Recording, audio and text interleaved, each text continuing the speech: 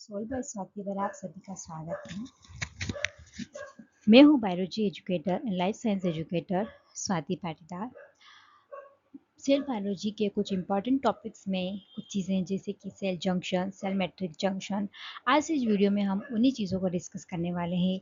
बहुत बेसिक से लेकर बहुत एडवांस तक हम चीज़ों को डिस्कस करेंगे, क्योंकि कुछ चीज़ें डायरेक्टली यहाँ से आपको मिलेगी और ये आपके कॉन्सेप्ट को और ज़्यादा मजबूत करेगी। और एक तरीके से हम ये क्विक रिवीजन कर रहे हैं ताकि हमारे बेसिक कंसेप्ट और मजबूत हो। वीडियो को लास्ट तक देखिएगा ताकि आपको सारी चीज़ें क्लियर हो। तो आइए हम देखते हैं कि सेल सेल जंक्शंस और सेल मैट्रिक्स जंक्शंस का क्या मतलब है और ये किस तरीके से सेल के अंदर काम करते हैं। जैसे कि आपने बायोलॉजी में जैसे कि हम बायोलॉजी में देखते हैं कि जो ऑर्गेनिज्म होते हैं उनकी बॉडी टिश्यूज से मिलकर बनी हुई होती है। मल्टी सेलुलर की जो बॉडी होती है वो कई सारे सेल से मिलकर बनी हुई होती है। और बेसिकली हम ये भी जानते हैं कि जो सेल्स होती हैं वो आपस में एक दूसरे से बाउंड रहती हैं, कनेक्टेड रहती हैं, एक दूसरे से कम्युनिकेट करती हैं लॉन्ग डिस्टेंस में कई सारे केमिकल मैसेंजर्स को ब्लड में डालकर। तो इस तरीके से जो पूरी ऑर्गेनिजम्स का फंक्शन है वो कैसे परफॉर्म होता है। तो हम यहाँ पे आज बात करने वाले हैं कि कैसे एक सेल दूसरे सेल से कनेक्ट रहती हैं, कौन कौन सी चीज़ें ऐसी होती हैं जो दो सेल को आपस में मजबूती से जोड़कर रखती हैं और वो एक दूसरे को कहीं ना कहीं इस तरीके से अफेक्ट भी करती हैं। और जो सेल होती हैं वो कई सारे सेल मिलकर आपस में एक टिश्यू का फॉर्मेशन करती हैं और वो जो टिश्यू है वो यहाँ पर ऑर्गन्स बनाते हैं। तो अगर हम ऑर्गन्स वगैरह की बात करें या किसी भी स्पेसिफिक टाइप के टिश्यूज़ की बात करें, तो जो सेल है वो आपस में भी कनेक्टेड रहती हैं, प्लस वो सेल मैट्रिक्स से कनेक्टेड रहती हैं। मैट्रिक्स का मतलब जो सेल के बाहर का जो ग्राउंड सब्सटेंस होता है उसे मैट्रिक्स कहा जाता है। वो सेल उससे भी कनेक्टेड रहती हैं। तो हम इस वीडियो में देखने वाले हैं कि सेल सेल के बीच में किस तरह के इंट्रैक्शंस होते हैं और सेल जो है वो अपने मैट्रिक्स के साथ कैसे कनेक्ट रहती हैं। तो जंक्शन का मतलब यही है कि दो सेल का आपस में कनेक्शन किस तरीके का होता है, वही जंक्शंस कहलाता है। और जो सेल है वो अपने एक्स्ट्रा मैरिटल जो सब्सटेंसेस है, जैसे कि कई सारे प्रोटीन होते हैं जो एक्स्ट्रा सेलुलर स्पेस में प्रेजेंट होते हैं, जैसे कि कोलाजन, एलास्टिन, तो जो सेल को एक सपोर्ट प्रोवाइड करते हैं, जो सेल को बेसिक स्ट्रेंथ, मैकेनिकल फोर्सेस से, डैमेज से प्रोटेक्शन प्रोवाइड करते हैं। तो सेल को अपने बेस से भी मजबूती से जुड़ा हुआ रहना पड़ता है। इस वजह से यहाँ पर इन मैट्रिक्स की जंक्शंस की ज़रूरत पड़ती है। तो हम यहाँ पे देखें, हम जैसे कि दो सेल है, तो इन दोनों सेल के बीच में अगर हम देखें तो सेल का जो अपर पार्ट होता है उसे एपिकल साइड कहा जाता है और जो नीचे वाला पार्ट होता है बेस वाला उसे बेसल साइड कहा जाता है। तो ये जो कई सारे जंक्शंस होते हैं, जिससे फर्स्ट अगर हम देखें तो यहाँ पे होते हैं एडरेंट जंक्शंस। एडरेंट मतलब कि सिंपल सा यहाँ पे दो सेल्स को चिपका के रखा हुआ है। ऐसे जंक्शंस जो दो सेल्स को मजबूती से जोड़ के रखा हुआ है, ऐसे जंक्शंस को यहाँ पर एडरेंट जंक्शंस कहा जाता है। अब कुछ ऐसे जंक्शंस होते हैं जो एक सेल को दूसरे सेल से एंकर करने का काम करते हैं, मतलब एक सेल से दूसरे सेल को मजबूती से उनके इंटरनल स्ट्रक्चर्स के थ्रू जोड़ने की कोशिश की जाती है ताकि वो दोनों सेल्स आपस में इंटरनली सपोर्ट के द्वारा जुड़ी रहे। तो वो यहाँ पर सेल सेल एंकरिंग जंक्शंस कहलाते हैं। कुछ यहाँ पर ऐसे जंक्शंस होते हैं जो इस सेल के साइटोप्लाज्म से इस सेल के साइटोप्लाज्म पर डायरेक्ट कनेक्शन का काम करते हैं और यहाँ पे कुछ छोटे मॉलिक्यूल को पास होने की इजाज़त देते हैं। तो चैनल फॉर्मिंग जंक्शंस होते हैं। उसके अलावा अगर हम बात करें, जो जो एक्स्ट्रा सेलुलर मैट्रिक्स होता है वो यहाँ पर कैसे सेल के साथ कनेक्ट रहता है, तो वो यहाँ पर दो तरीके से कनेक्ट रहता है। अगर वो एक्स्ट्रा सेलुलर मैट्रिक्स सेल के साथ किसी एंकरिंग जंक्शंस के थ्रू जुड़ा हुआ है, अंदर जो है वो एक्टिन फिलामेंट के साथ जुड़ा हुआ है, तो वो यहाँ पर एक सेल को सेल मैट्रिक्स एंकरिंग जंक्शंस की कैटेगरी में आता है। और जो दूसरा होता है वो यहाँ पर हेमिडोस्मोसोन्स कहलाता है, जो कि ऐसे जंक्शंस जो कि इंटरमीडिएट फिलामेंट से जुड़े होते हैं सेल के अंदर और एक बेस पर सेल को एक स्टेबल सपोर्ट प्रोवाइड करते हैं, जिन्हें कि हेमिडेस्मोसोम्स कहा जाता है। अब जो एडेरेंट जंक्शंस होते हैं, ये एडेरेंट जंक्शंस यहाँ पर सेल के साथ जो कनेक्शन शो करते हैं, वो इनका जो कनेक्शन होता है वो होता है यहाँ पर एक्टिन फिलामेंट के साथ। ये सेल के अंदर यहाँ पे क्या है, एक्टिन फिलामेंट है और एक्टिन फिलामेंट के साथ ये दोनों सेल के आपस में एक्टिन से फिलामेंट कनेक्टेड के थ्रू ये एडेरेंट जंक्शंस इन दोनों सेल को आपस में मजबूती से सपोर्ट प्रोवाइड करेगा।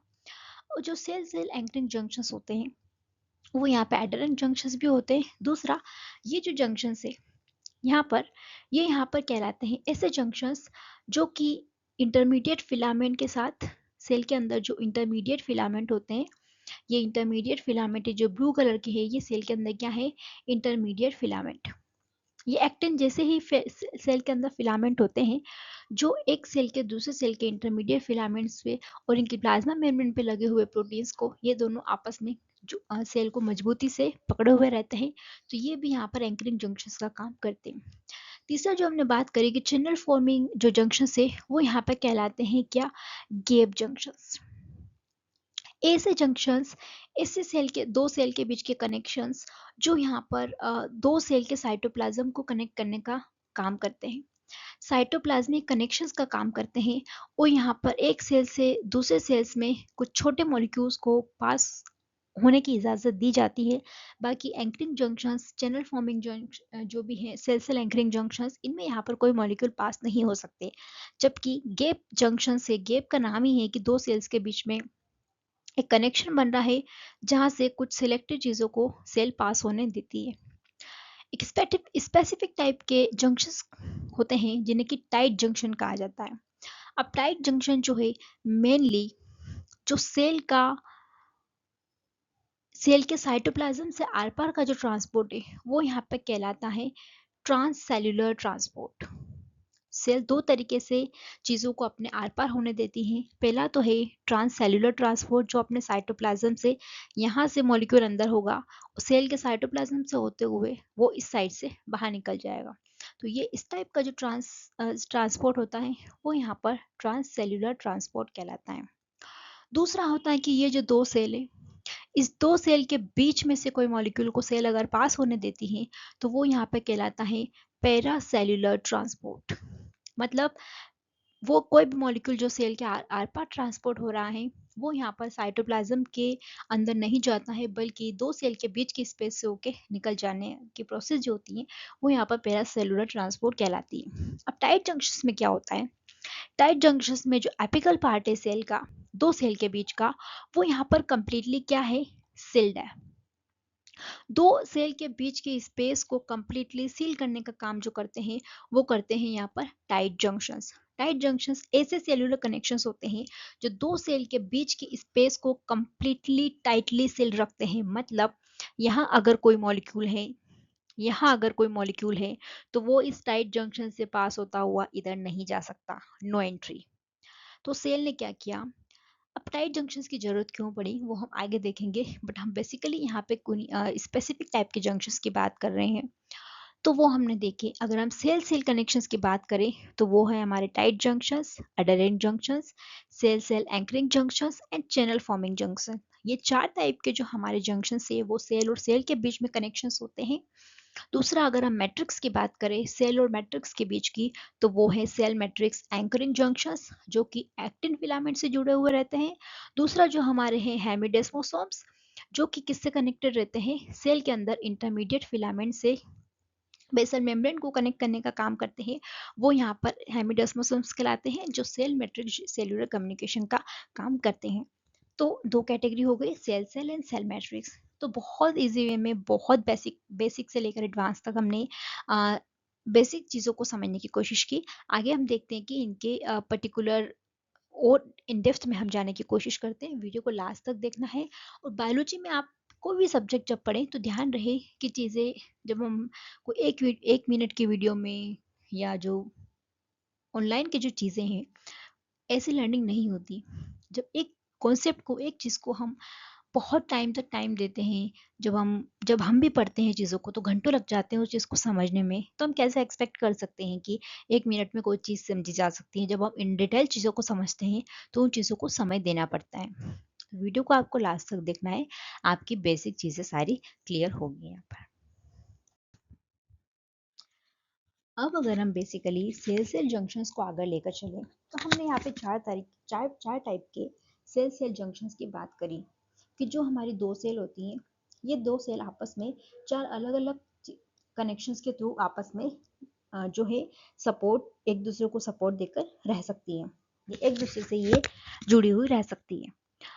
तो यहाँ पर अगर हम सेल सेल जंक्शंस की बात करें तो सेल्स एंड जंक्शंस में अगर हम स्टार्टिंग में एंकरिंग जंक्शंस की बात करें, जो सेल में यहाँ पर अगर हम देखें तो एंकरिंग जंक्शंस में क्या होता है, एक तो कैडरिंग फैमिली होती है, इंटीग्रीन फैमिली होती है, आइकेन फैमिली होती है, सेलेक्टेंस होते हैं, कहीं सारी प्रोटीन की फैमिली होती हैं जो दो सेल को एक सेल की एक सेल को दूसरे सेल से एंकर करने का काम करती हैं। एंकरिंग का मतलब इतना ही है कि एक सेल का जो इंटरनल एक्टिन फिलामेंट का जो इंटरनल नेटवर्क है और दूसरे सेल का जो इंटरनल नेटवर्क है वो दोनों आपस में कनेक्टेड रहें, इस वजह से एंकरिंग सपोर्ट सेल को मिलता है।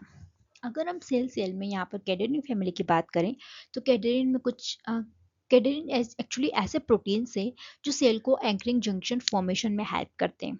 तो कैडेरिन इनका नाम है। और भी प्रोटीन्स होते हैं जैसे इंटीग्रिन प्रोटीन्स होते हैं, सिलेक्टिन्स होते हैं, इम्यूनोग्लोबुलिन फैमिलीज होती हैं, कैल्शियम एसोसिएटेड मेम्ब्रेन प्रोटीन्स होते हैं। तो यहाँ पर ये जो है एंकरिंग जंक्शन सेल को प्रोवाइड करते हैं। अब अगर हम देखें क्लासिकल के कुछ क्लासिकल कैडरिन्स होते हैं जो कि हमें कहीं सारी एपिथेलियल सेल्स पर देखने को मिलते हैं, जैसे कि पी कैडरिन, ई कैडरिन, एन कैडरिन। अगर हम देखें तो इनका स्ट्रक्चर किस तरीके का होता है, तो इनका जो स्ट्रक्चर अगर हम देखें तो यहाँ पे क्या होता है, एक्स्ट्रा सेलुलर डोमेन होता है। यहाँ पर 4 to 5 एक्स्ट्रा सेलुलर डोमेन हो सकते हैं या उससे भी ज़्यादा हो सकते हैं। अगर हम क्लासिकल कैडरिन ई कैडरिन की बात करें तो यहाँ पे ये हमारा एक्स्ट्रा सेलुलर डोमेन हो गया, ये ट्रांसमेम्ब्रेन डोमेन है और ये हमारा इंटरसेलुलर डोमेन है। अब ये जो इंटरसेलुलर डोमेन है ये यहाँ पर कुछ और प्रोटीन इनके साथ कनेक्टेड होते हैं जिन्हें कि हम कहते हैं अडेप्टर प्रोटीन्स।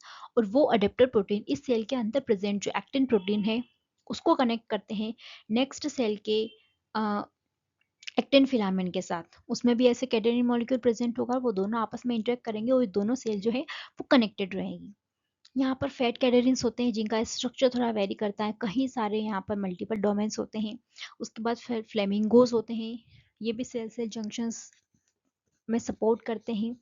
उसके बाद डेस्मोकोलिन होते हैं, रेट होते हैं, कैडेरिन 23 होते हैं। इनका थोड़े थोड़े स्ट्रक्चर्स में वेरिएशन है, बास की जो इनका बेसिक फंडामेंटल स्ट्रक्चर है वो यहाँ पर सेम है कि इनके अंदर एक एक्स्ट्रा सेलुलर पार्ट होता है, ट्रांसमेम्ब्रेन डोमेन होता है एंड इंटरसेलुलर डोमेन होता है। उसके अलावा यहाँ पे प्रोटोकैडरिन्स होते हैं, टी कैडरिन्स होते हैं। ये जो अलग अलग टाइप के कैडरिन्स है वो यहाँ पर अलग अलग सेल के ऊपर प्रेजेंट होते हैं। अगर एम्ब्रियोनिक सेल्स की बात करें तो वहाँ पर भी अलग अलग डेवलपमेंटल स्टेजेस पर अलग अलग टाइप के कैडरिन्स एक्सप्रेस होते हैं। इस वजह से सेल जो है वो अलग अलग टिश्यू का फॉर्मेशन कर पाती हैं, अलग अलग जो है टिश्यू कंबाइन होकर अलग अलग सेल का फॉर्मेशन कर पाती हैं और वो सेल दूसरी सेल से सेपरेट आउट हो सकती हैं।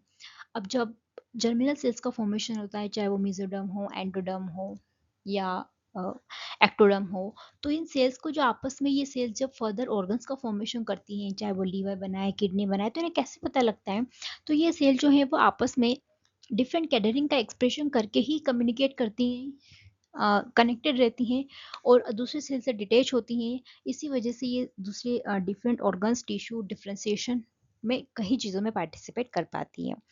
तो यहाँ पर सेल सेल जंक्शंस में कई तरह के कैडरिन प्रोटीन्स होते हैं और कई सारी चीज़ें यहाँ पर सेल के अंदर देखने को मिलती हैं।